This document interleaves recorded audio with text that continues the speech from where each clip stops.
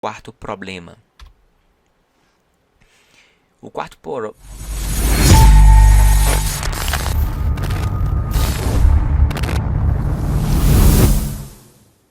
problema gerado é o seguinte: eu aplico uma exegese bíblica, ou seja, eu coloco a minha interpretação no texto baseada em uma especulação, em uma falácia ou uma dedução textual, uma ilação textual, uma inferência textual.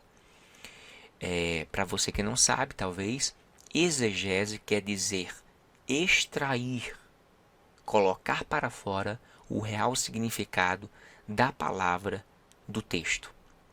E exegese quer dizer inserir, colocar um significado ao texto através de uma palavra ou de um termo isolado. Ficou entendido esses dois elementos? Então, e havendo Deus acabado no sétimo dia a obra que fizera, descansou no sétimo dia de toda a sua obra que tinha feito. Gênesis 2:2. Então, em que momento eu cometo essa falácia, essa ilação, essa especulação? Quando eu coloco o meu entendimento, a minha interpretação em cima de um termo. O termo aqui, descansar. Mas para você entender melhor e você ficar mais próximo do real sentido da palavra descansar, do verbo descansar, eu trouxe aqui breves termos, breves passagens para ficar mais cognoscível a você. Por exemplo, a passagem de Gênesis 4:1, 17 e 25 e Mateus 1:25 e depois Gênesis 6:6. O que é que fala essas passagens? Em Gênesis 4:1 diz assim: e conheceu o homem a Eva. Eu vou usar outra versão aqui. Deixa eu ver aqui um momento.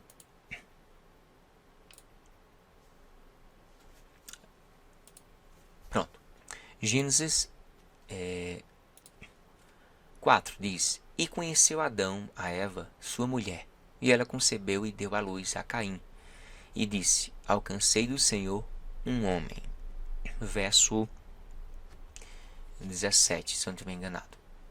E conheceu Caim a sua mulher, e ela concebeu e deu à luz a Enoque. E ele edificou uma cidade, chamou o nome de cidade, conforme o nome de seu filho Enoque. Verso 25. E tomou Adão a conhecer a sua mulher, e ela deu à luz um filho. Ou seja, o que é que eu estou querendo dizer com isso?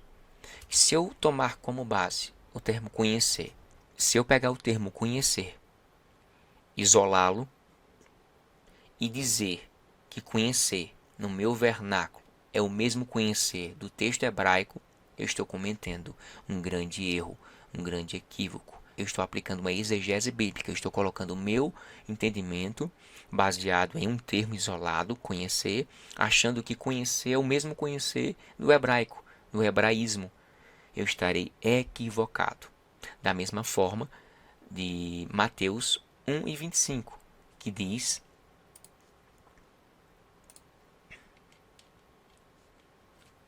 e não a conheceu até que deu à luz seu filho, o primogênito, e pôs-lhe o nome por nome de Jesus. A mesma ideia de conhecer aqui, de Gênesis 4:1, 17, 25 e Mateus 1:25 é a mesma. Um texto hebraico, um texto grego. Essa expressão é um eufemismo. Se eu pensar que conhecer é o mesmo conhecer do meu português, eu estou equivocado, eu estou cometendo um problema. Gênesis 6:6 fala que o próprio Deus se arrependeu. Vamos ler. Então arrependeu-se o Senhor de haver feito o homem sobre a terra e pesou-lhe em seu coração. E aí? Se eu falar que Deus se arrependeu literalmente, conforme o homem em si se arrepende, eu também estou cometendo um erro gravíssimo de exegese bíblica. Mas não está assim? Tá o termo sim, conhecer, se arrependeu, mas não significa isso para o meu vernáculo, não significa isso no meu idioma. Conhecer lá no hebraico e no grego significa outra coisa. E se arrepender também. Isso é um antropomorfismo. E o outro é um eufemismo. Vamos ver com mais cuidado com esse vídeo que eu gravei no meu canal. Nós iremos analisar Gênesis 6:6 por trás do texto, certo? Vamos ver.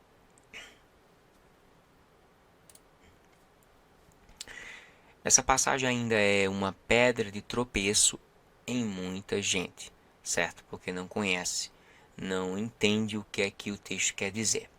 Então arrependeu-se o Senhor de haver feito o homem sobre a terra e pesou-lhe em seu coração. O que é que o texto quer dizer aí? No capítulo 1, verso 31, Deus viu tudo o que fizera e eis que era muito bom. Isto é, ele estava completamente satisfeito com o que tinha acabado de fazer. Já no capítulo 6, verso 6, é relatado que Deus se arrependeu. Como pode Deus se arrepender? Já que nós, humanos, nos arrependemos quando nos decepcionamos com algo feito ou algo imprevisível, isso é, quando não temos certeza das coisas que já não podemos ver no futuro, mas isso poderia ser aplicado para com Deus se Ele é onisciente, onipotente e onipresente.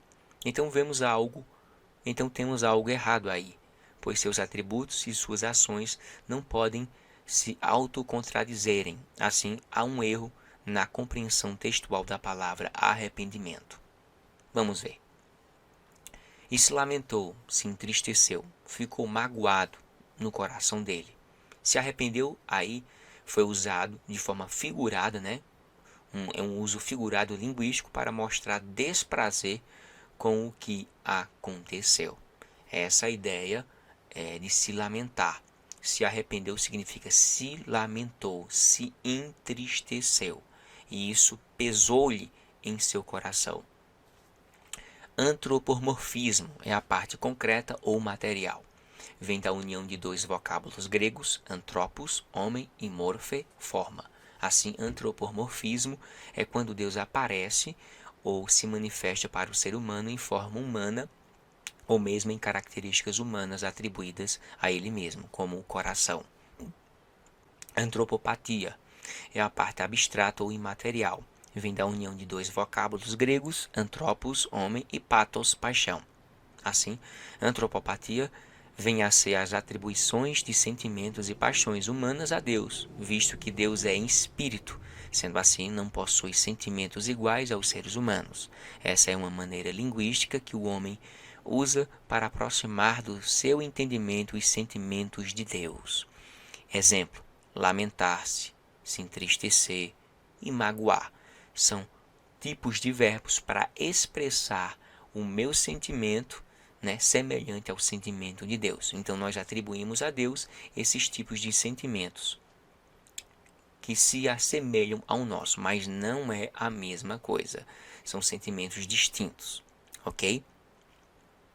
No capítulo 1, verso 31, Deus viu tudo o que fizera, e eis que era muito bom, isto é, ele estava completamente satisfeito com o que tinha acabado de fazer.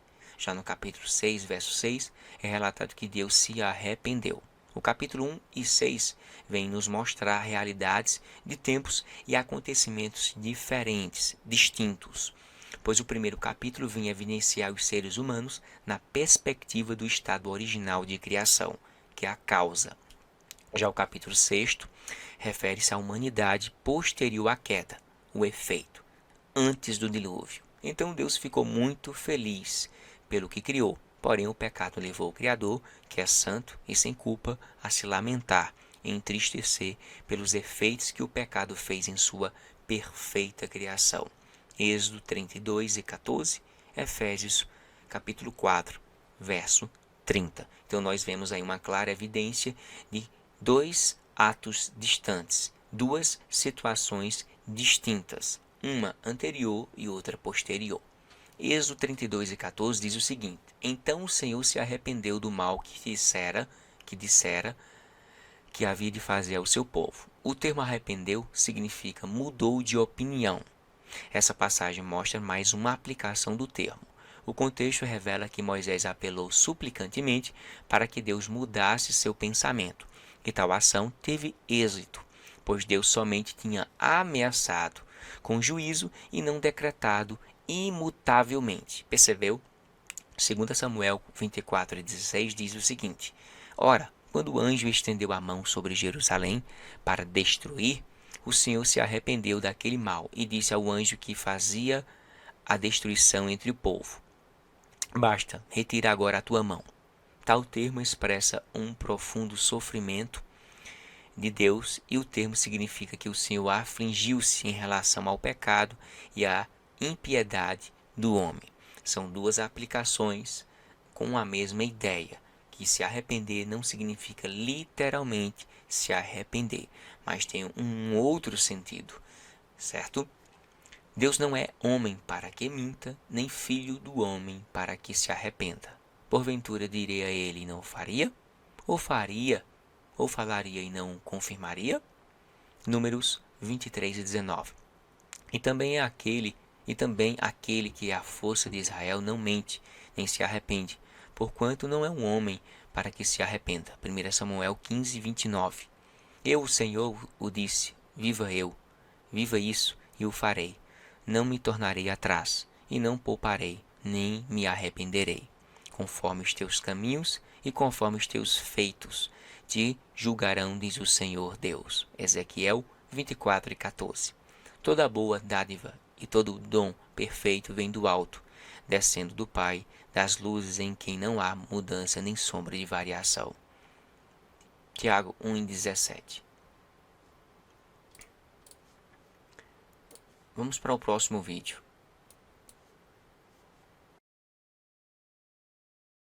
Harisca e Irenê, sejam todos bem-vindos ao canal Vamos Ver. Eu sou o professor Marcos e neste vídeo eu vou te mostrar. Todo cristão sabe e crê que a humanidade de Jesus vem totalmente de Maria pela ação milagrosa do Espírito Santo. Então não houve de fato intercurso sexual. A Bíblia diz em Mateus capítulo 1 que José não a conheceu até Jesus nascer. Por que não conhecer? Aquele eufemismo hebraico presente na literatura neotestamentária. Conhecer ali é ter relação sexual. Quando a gente lê lá em Gênesis capítulo 4, a gente vê que conhecer, depois vem uma criança. O conhecer nesse contexto é ter relação sexual. Ou seja, José não teve relação sexual com Maria até ela dar à luz à criança. Ou seja, ele só teve relação sexual depois que Jesus nasceu, por obra da ação do Espírito Santo. Cremos assim, o cristianismo crê dessa forma e eu não tenho nenhum pingo de dúvidas em relação a isto. Houve uma ação milagrosa do Espírito Santo na vida de Maria, ok? Bem, em conclusão dos dois vídeos, a qual eu fiz vocês verem, o termo conhecer não significa literalmente conhecer, no seu sentido denotativo, mas no seu sentido figurado conotativo, de ter relação sexual, coabitar. E a ideia de se arrepender não é literalmente se arrepender. Antropopatia, para expressar a ideia de que Deus tem sentimentos semelhantes ao nosso. Porém, em hebraico, o se arrepender significa se lamentar, se entristecer. Ou seja, ele se lamentou, se entristeceu, então ficou magoado no coração dele esse sentimento. Então, Deus se lamentou, se entristeceu, ficou com o coração magoado, ok? Vamos para o quinto problema.